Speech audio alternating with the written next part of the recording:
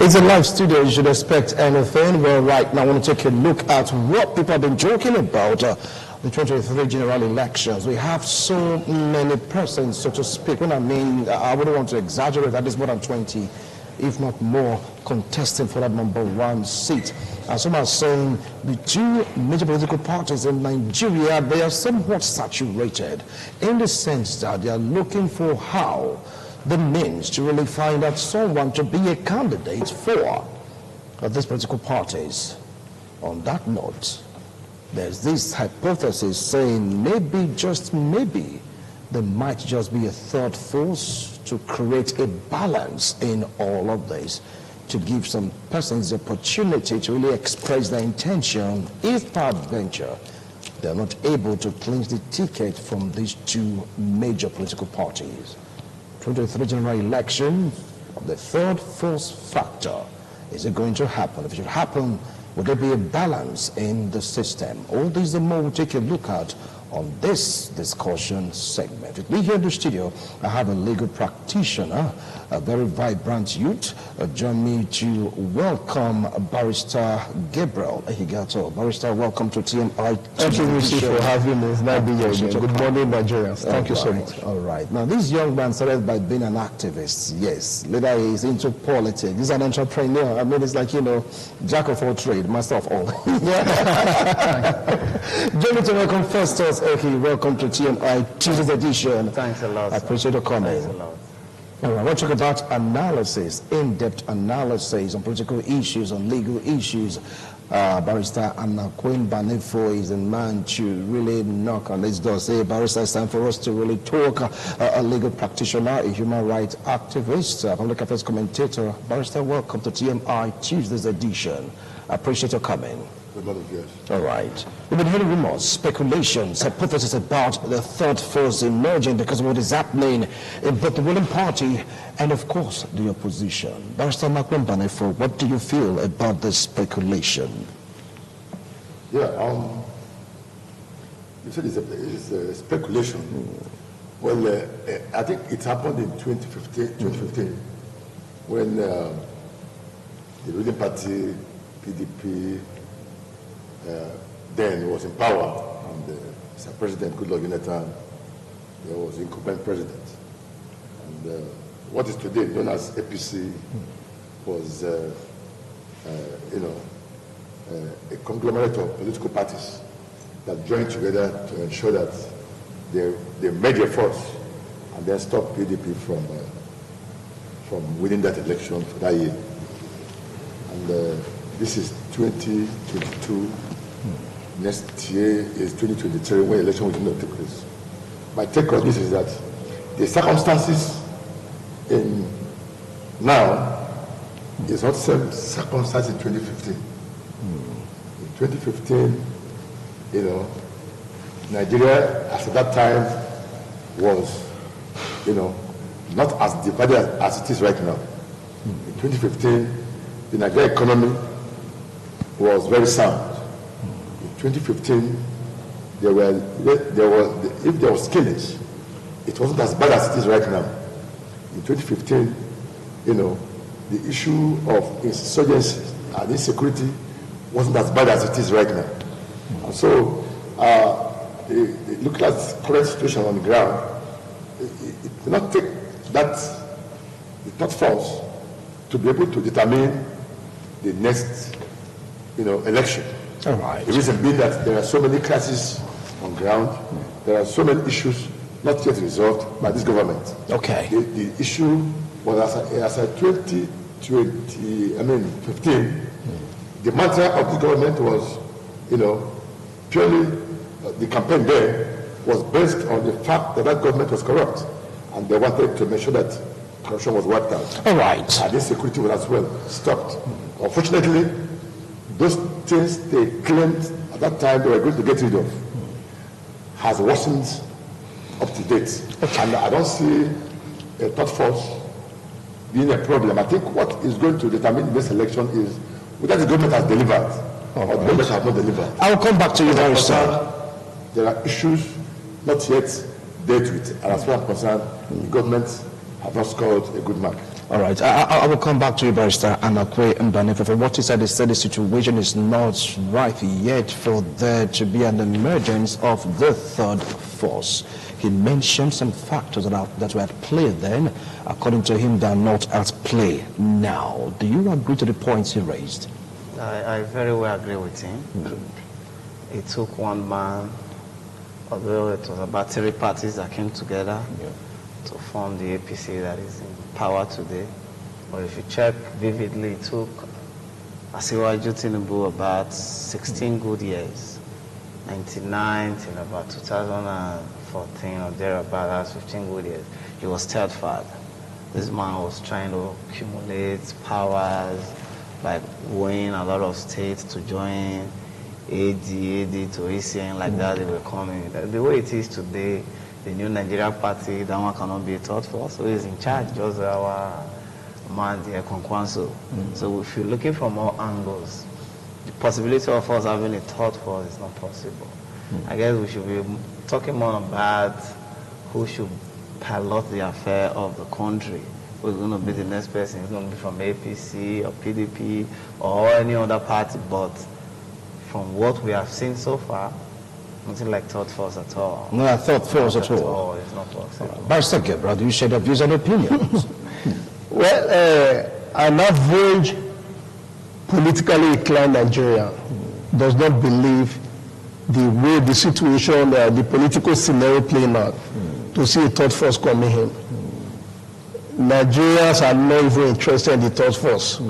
As a matter of fact, if there's any third force, it is an issue of political selfishness. Political selfishness and personal aggrandizement, the way you will say. We are not even bothered that if there will be any third force or not third force. What we are bothering about is what are the government done, how far they've gone, what are the basis of their political existence as a political party, if such party is going to be shut down. So when everybody thinking about the third force now is actually not serious, because that is not what is, permit me to use the language, doing an average Nigeria now. There are so many issues on ground. There's economic labastism. People are suffering. Nothing is working in this country as I'm speaking to you now. There's no education working now, as we see on strike. There's no electricity, the national grid have gone down. The price of food items and the others have increased. So it's talking about third force. Third force for what? Third force to bring in promises upon promises. We live straight to the 21st century. Nigeria is still living politics of basic amenities. We'll give you road, we'll give you water, we'll give you schools. The same story we have had 4 years ago, it's the same story they are telling us today, it's the same story they will tell us 4 years from now again. Nigeria has passed that stage. An average Nigerian is politically inclined and know what's going on and know what to do 2023 comes.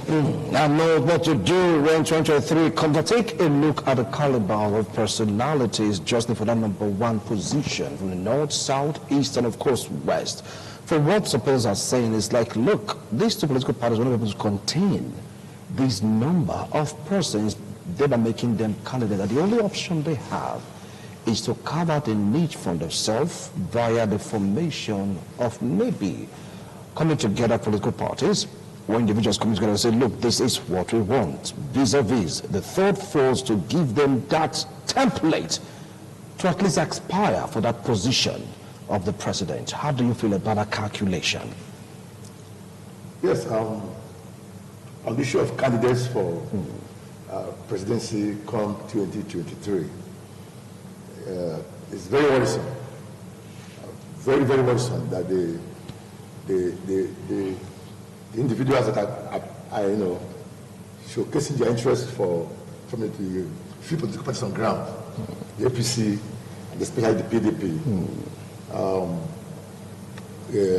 looking at the current crisis in this country, it's worrisome because it appears that in as much as we feel that these individuals has right to run if they want to run, but we are very, very much worried that it appears that the two many political parties appear not to have candidates for this election. Why do I say so? Is that with the way the country is right now, with all due respect to what my learned friend had just submitted, the economy has crumbled, the country has failed as a nation, the level of insecurity is very high. We don't even have a template for foreign policy. The price of goods and services very, very high. We need a candidate, either PDP or APC or whichever party, who can give us a new hope. As it is right now, the individuals that have been showing interest for presidency 2023 appear not to have what it takes to really retool or change the course of events in this country. We need young men who are creative, who have ideas, who can make changes as far as this country is concerned. It's not about tribe, it's not about religion, it's not about pockets, but it is about what you have to offer. Today we can see the whole world changing. That most of the European nations today, their presidents are maybe 28, 30, 40, 42. There should be generational changes in this country's leadership. Okay. If anybody is coming to say, I want to run for presidency, what does he have to offer to Nigerians? What ideas will he be able to present? How does it intend to change the military apparatus? How does it intend to ensure that lives and property of Nigerians are secure? How does it intend to ensure that the economy is turned around? How does it intend to ensure that Nigerian states, live a good life? How does it ensure that young graduates will get a job? All right. And how does it also stop the brain drain that's ongoing right now? Right now. And so it's not a matter of being a chief or being whatever they call themselves, or being a member of the political party. Okay. I think the only candidate I've seen so far is the Peter Obi. We are ready to campaign. Thank you, because I know you are. I will not to campaign. Let's put this thing down. First off, let me come to hold on. Hold on. Thank you. We're not campaigning yet, please. Thank you. Festus, let me come to you. We have various persons coming out for that particular position, and we had them making the round that one of the top gunners threatened that if he's not given the ticket, they just go to another party, SDP. Don't you think that may just be the origin of that force we are looking at? Like I've said before, yes. No force, no force. You see, Nigeria problem at times we accumulate to the president. I'm a member of the All Progressive Congress, APC. And I keep telling person, our president has done his best, and there are areas he has failed woefully, I'll use that word, just like Jonathan did. But have we been able to check those that are coming to be president? Almost all of them are former governors, those that failed their state. You are telling me someone like Saraki want to be the president. Where is the state? He was a former governor. Sorry to say. I want to also go into the realistic right now. Please don't mention names. Now we are seeing governors that have not been able to position their state when they were governors, wanting to be the president of the country. And you are telling me they are going to be a good president? It's not going to be possible. So the problem we're having in Nigeria is not about the presidency. Insecurity in your state. You are the chief executive officer of this state. You've not been able to provide employment. You've not been able to bring out a workability that will make people to be employed, graduates and non-graduates, as a governor. A person that failed as a local government chairman will fail as a governor and will fail as a president. Now we're having former governors coming up to tell you, yes, I'm ready to deliver Nigeria. So some will run around their state very soon and they will not get a vote. Reason because we are in the streets, we are in the social media. We're going to start telling them, you want to vote this. This man was a governor in social state from year to year, and he was unable to deliver the state out of poverty, no employment. Everybody just look and say the president is no. Before you begin to criticize the president, check the state you are into. Herdsmen taking over your state, and as a governor, you are like, this nothing concerns me, to be security for your state. No, you try your best. In a civilized country, the president will tell you about currency, foreign affairs. Like what my leader just said, what is our foreign policy about? That is what the president should be talking about. How do we grow the currency? Inflation is coming, how do we worry about it? Now, if I am to say, okay, Buhari, you've not done well because there's a lot of inflation. But when it comes to security, I look at the governor in the state. There's a governor in this state that has been telling us, herdsmen in my state, herdsmen like this, let's ban open grazing, go to that state, nothing, no project. This man will come to me and tell you, I want to go to Senate, I want to be the president. No, it's not working. All right. Now, some are saying the only solution to this zoning problem because we seem to be having issues with zoning. Some are saying yes to zoning, others are saying no to zoning. That when political parties come together, or individuals come together to form this third force, that will just answer that zoning equation. How true is this? Because we have some persons from particular extracts that are in power, that still wants to be in power. And they say the only way to neutralize that is to have a third force. Take it up from there. In as much as I don't want to have the political ideological belief for a third force, I will also rule out the existence of zoning formula. There's zoning everywhere. I wonder why people are scared of zoning. And I wonder why people are not agreeing to the formularity of zoning. Zoning has been existing right from day one. This is not the first time zoning. Even in the Bible there was zoning. When you talk about kinship at the end, there was zoning, but I want to go into religion. But I wonder why people are scared of zoning. A particular client of people are being power for about first term, second term, third term, some are even thinking fourth term. They do not want other persons who are there to come into power. Yeah, good affair, if you are claiming you have done well, being in a sleeping position, in a second position, you have been there first term, you have been there second term, you have been there third term, you feel that you have done well, good and fair. Nobody say you have not done well, or rather you have not done well.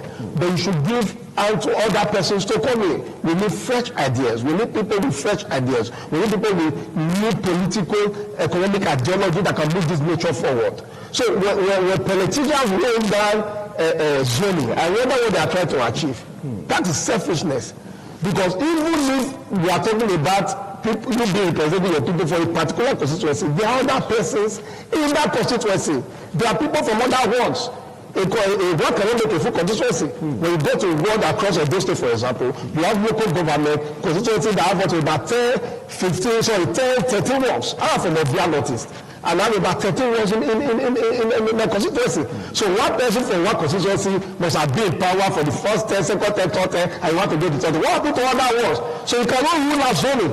And that is the major political problem that is going to happen more in these 2023 general elections. For example, I don't have to mention their names. In the Denver, for example, some persons there have been there for about 10. They will be sitting for 4th, 5th term, as if legislative chambers with their father inherited property. We will not allow that. We will never allow that. For the hills of Akoko Edo, down to the P of Okada, we will move the force of the law and make sure that once you have been there first term, second term, it is okay. Let somebody else go there. Because by the time they go more than once, twice, 3 times, they will put all the dots together, sir. It doesn't hold water. All right. Michelle will tell you call Kosebi project. I'll call Michelle partner Trump, but you are calling Kosebi project. Gabriel, I'm going to please calm down. Calm down, okay? Calm down. Let me come to Barrister Anakwe Mbanefo. Now, people are like saying that zoning right now is under threat because of the caliber of person emanating to be the president of this country. There are some said, look, in America, they don't practice zoning. Somebody said it. Say they don't practice zoning in America, and they are better off for it.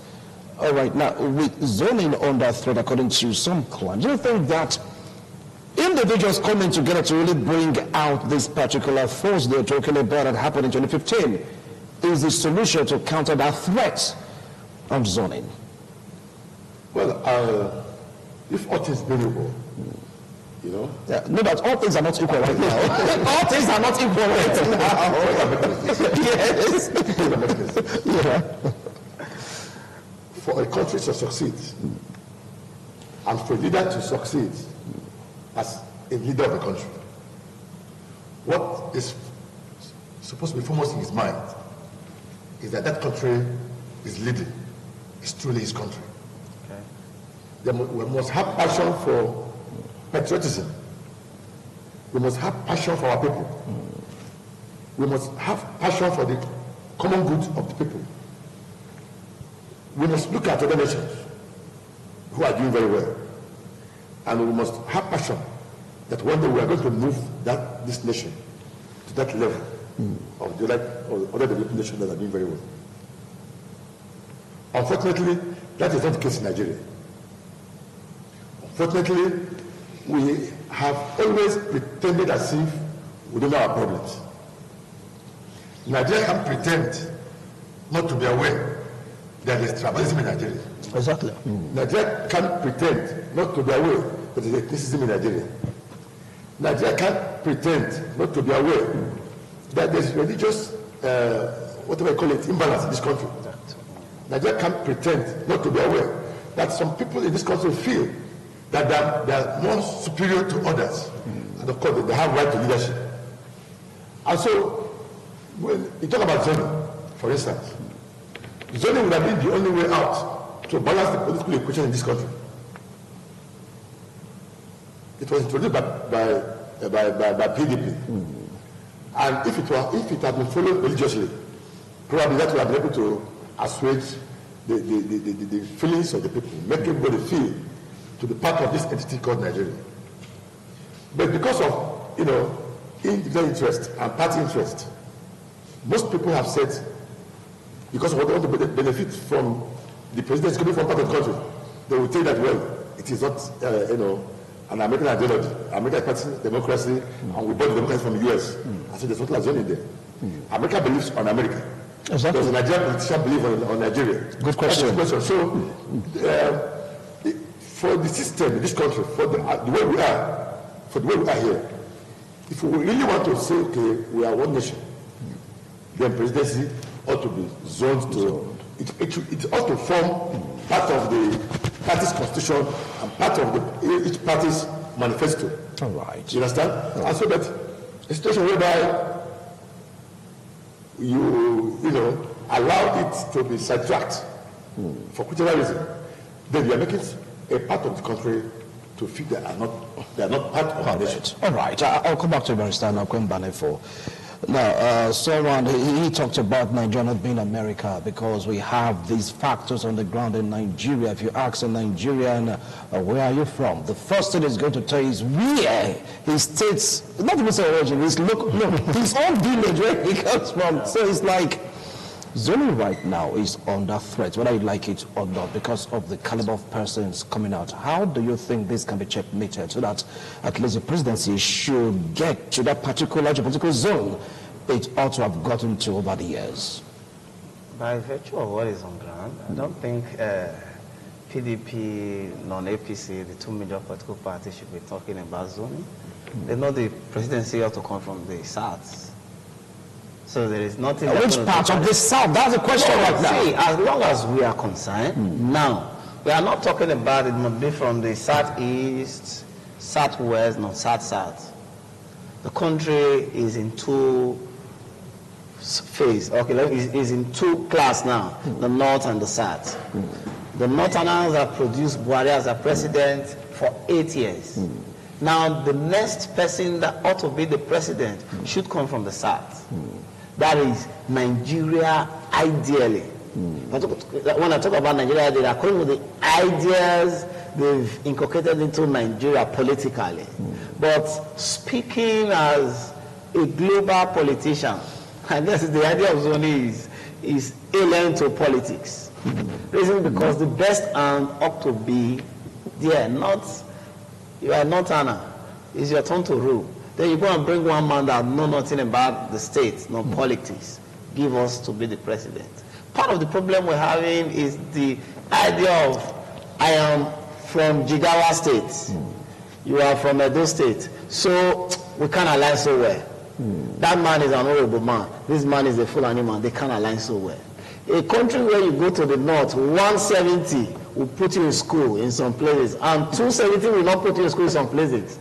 So now, it's coming to affect our politics already. So we should sit down and renegotiate Nigeria. They're talking about the national compact, and they said it's not necessary. It is. When you have there's a name they do call it.